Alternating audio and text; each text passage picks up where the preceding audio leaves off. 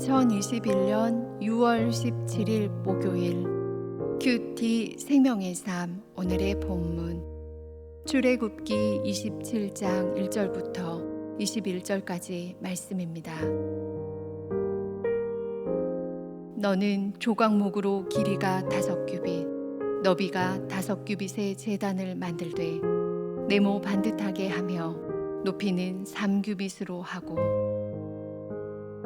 그 네 모퉁이 위에 뿔을 만들되 그 뿔이 그것에 이어지게 하고 그 제단을 노스로 싸고 재를 담는 통과 부삭과 대야와 고기 갈고리와 불 옮기는 그릇을 만들되 제단의 그릇을 다 노스로 만들지며 제단을 위하여 노스로 그릇을 만들고 그 위 네 모퉁이의 놋고리 넷을 만들고 그물은 제단 주위 가장자리 아래 곧 제단 절반에 오르게 할지며 또 그 제단을 위하여 채를 만들되 조각목으로 만들고 노스로 쌀지며 제단 양쪽 고리에 그 채를 꿰어 제단을 매게 할지며 제단은 널판으로 속이 비게 만들되 산에서 내게 보인 대로 그들이 만들게 하라. 너는 성막의 뜰을 만들지니 남쪽을 향하여 뜰 남쪽의 너비가 100규빗의 세마포 휘장을 쳐서 그 한쪽을 당하게 할지니 그 기둥이 수물이며 그 받침 수물은 노스로 하고 그 기둥의 갈고리와 가름대는 은으로 할지며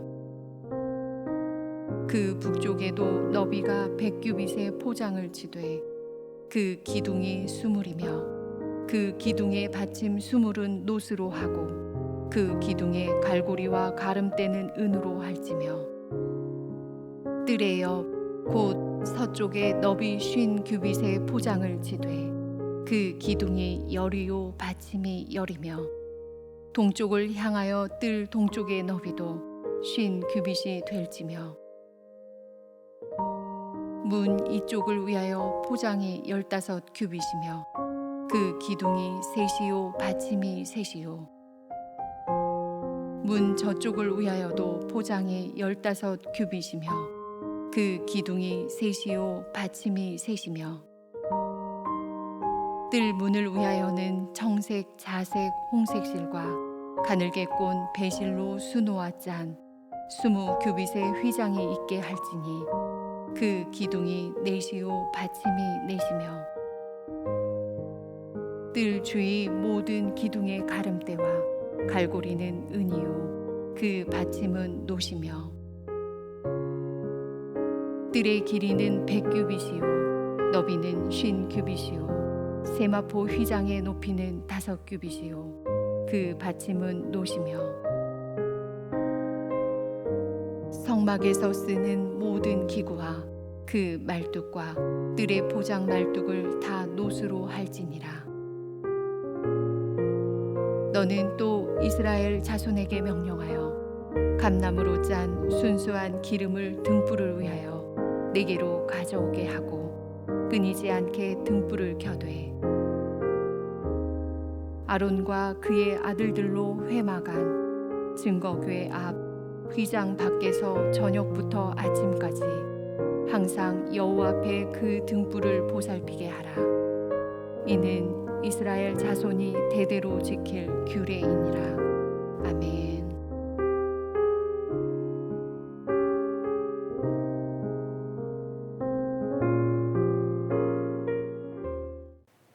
이제 출애굽기 27장에서는 번제단과 제단 뜰에 대해서 말씀하십니다. 하늘을 상징하는 성소에는 주로 금이 사용된 것에 비해서 이제 땅을 상징하는 성전 뜰에는 주로 놋이 사용됩니다. 여러분, 성경에서 숫자 4나 네모는 주로 땅을 상징할 때 쓰입니다. 제단은 땅을 상징하는 성전뜰 가운데 가장 중요한 시설물이기에 가로 세로 5규빗인 정사각형 모양을 이룹니다. 각 모퉁이에 세워져 있는 뿔 역시 땅의 네 모퉁이를 상징한다 할 수 있습니다. 요한계시록 7장 1절 말씀에 보시면 이 땅의 네 모퉁이에 천사가 서 있다고 말씀합니다. 제단은 제물을 불로 태워 드릴 수 있게 하는 장치이기에 위아래가 뚫려 있습니다. 또한 불을 뗄 나무와 타고 남은 재를 다루는 도구들과 함께 석쇠 역할을 하는 그물이 그 안에 딸려 있습니다. 제단 역시 다른 기물들과 마찬가지로 채를 깨어서, 그러니까 막대기를 깨어서 이동이 용이하도록 그렇게 만들었습니다. 또한 제단 역시 이동을 염두에 두고 가벼운 조각목, 즉 아카시아 나무를 이용해서 제작하게 됩니다. 제단은 어찌 보면 가장 위험이 있어야 하는 장치였지만 하나님께서는 자신의 백성들과 만나는 제사 자체를 중요시 하셨지 그 장치의 위엄과 아름다움으로 백성에게 감흥을 주려고 하시지는 않으셨습니다. 따라서 놋 제단이 땅을 상징하는 형태로 만들어졌다는 사실을 통해서 우리가 이 땅을 살면서 지켜야 할 가장 중요한 일은 바로 하나님께 영광을 돌리는 행위요, 그것이 바로 예배라는 사실을 다시금 알 수 있습니다. 하나님은 남북으로 놓여있는 가로 100규빗, 약 45m, 동서로 놓인 세로 50규빗, 약 22.5m 되는 뜰을 너비가 100규빗에 흰색 세마포 휘장을 쳐서 만들게 하셨습니다. 또한 그 높이는 5규빗으로 그 높이가 2.5m 정도 됩니다. 그래서 누구도 밖에서 안을 볼 수 없는 그런 구조였습니다. 그러니까 그 안으로 들어가야 번제를 통해서 하나님을 예배하고 거룩함을 체험할 수가 있었습니다. 성막들 안에는 땅을 상징하는 제단과 바다를 상징하는 물두멍이 놓여 온 세계를 상징한다 할 수 있습니다. 세마포 휘장을 위한 기둥과 받침은 가로는 20개, 세로는 10개를 세우게 되는데 이것들은 은과 놋으로 만들어져서 금과 은으로 만드는 성소보다는 격이 좀 낮아 보입니다. 하나님께서는 이렇게 많이 사용되는 기구들을 놋으로 만들라고 명령하셨습니다. 그러니까 그 안에 있는 모든 것들을 다 금으로 만들 필요는 없다는 것입니다. 여러분, 교회도 마찬가지입니다. 우리가 하나님께 최선을 드리기에 화려하고 아름답다면 그 자체로는 보기 좋을 것입니다. 하지만 그것이 무조건 하나님을 기쁘시게 하는 것은 결코 아닙니다. 정말 중요한 것은 겉이 아닌 우리의 하나님을 향한 마음이요, 교회는 사람의 눈이 아닌 하나님의 마음을 따라가야 합니다. 하나님께서 그리 크게 의미를 두지 않는 것을 마치 하나님께서 좋아하실 것이라고 여기면서 인간이 보기 좋은 대로 인간의 욕심과 만족을 위해 모든 일들을 행해서는 안 될 것입니다. 성소는 기둥들이 연결되어 벽체를 이루지만 성전뜰의 기둥은 5규빗 간격으로 떨어져서 세워집니다. 성전뜰의 문은 하늘을 상징하는 청색, 자색, 홍색 실과 배실로 수놓은 폭 20규빗짜리의 흰색 천으로 동쪽에 걸립니다.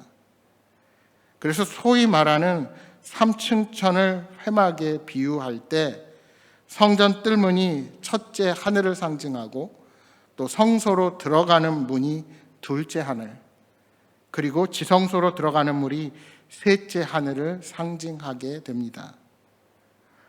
하나님께서는 성소를 온 땅의 상징으로 만드심으로써 하나님은 성막 안에만 계신 것이 아니라 온 세계 위에 계시고 또한 온 세계가 하나님 안에 계시다는 것을 선포하신 것입니다. 계속되는 20절에는 성막을 운영하는 제사장에 대한 가르침이 시작됩니다. 제사장의 일을 한마디로 정리하자면 성막의 등불이 꺼지지 않도록 관리하는 것이 제사장의 업무입니다. 그 등불은 순전하고 깨끗한 기름으로 밝혀야 했습니다. 감람유로 계속 밝혀두는 등불은 이스라엘이 드릴 수 있는 가장 좋은 불이 항시 하나님께 드려지고 있다는 사실을 나타냅니다. 하나님께서는 성막을 그저 상징물로 세워놓기만 해서는 안 되고 제사장들은 그 안에 등불이 끊어지지 않도록 저녁부터 아침까지 항상 지켜야 한다고 강조하십니다. 하나님께서 이스라엘 백성들 안에 계속 임재하셨던 것처럼 하나님을 향한 이스라엘의 정성이 하나님께 계속 드려지도록 한 것입니다. 이 등불은 성막의 어두움을 밝히는 빛으로 죄인이 죄사함을 받아 하나님께로 나아가는 구원의 길을 밝히 보여준다 하는 의미가 있습니다. 하나님께서는 이스라엘 백성들이 끊임없이 기름을 드리게 하심으로 구원에 대한 갈망을 잊지 말 것을 명하셨습니다. 또한 성소의 등불은 어두운 세상을 밝히시려고 빛으로 이 땅에 오신 예수 그리스도를 상징합니다. 예수 그리스도는 구원의 빛으로 이 세상에 오셨습니다.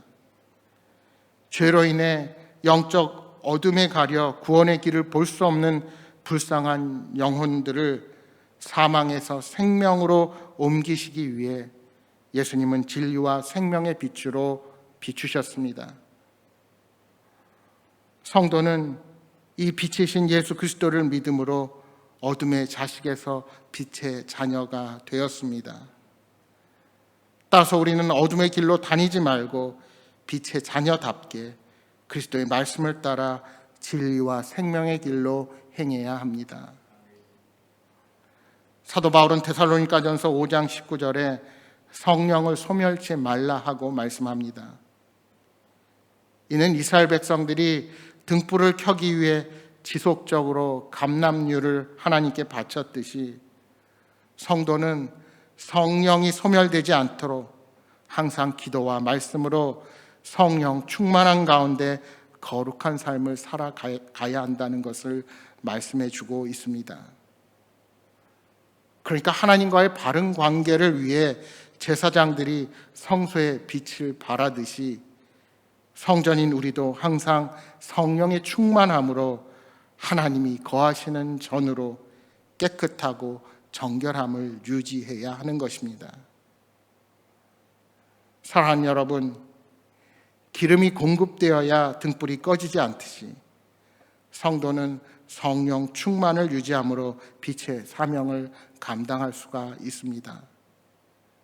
오늘 하루도 말씀과 기도로 성령님과 동행하며 어두운 세상에 생명의 빛을 비추는 여러분 모두가 되시기를 주님의 이름으로 축복합니다.